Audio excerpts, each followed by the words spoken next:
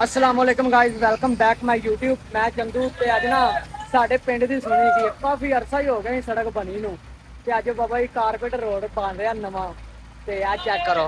आए मजे मजे। Oh my God.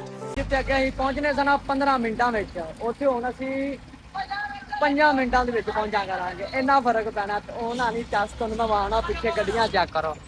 हम मालूम है तेरे बाप को मत सिखा चल। ओ पीछे मशीन है, तुहानूं मैं रोड वाहना कैसा बन रहा ते कैसा नहीं।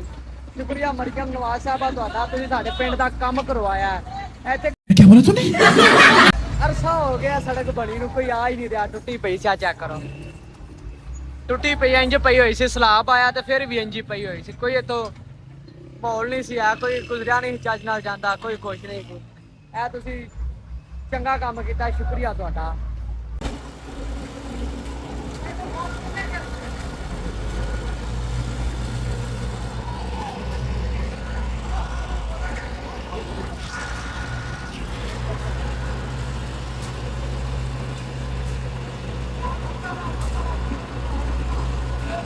बाबा जी साढ़े पिंड की सड़क बन गई है, चेक करो।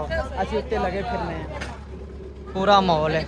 हाँ जी सफियान साहब, कैसा फील कर रहे हो? सड़क बन गई है ते बेहतर फील हो रहा, मौजा लग गई। तू 3 मिनटा मांगे चला जा। हाँ, असीं अगे 15 मिनटां में पहुंचते सा, हुण असीं ना 3 मिनटां में पहुंच जा करांगे।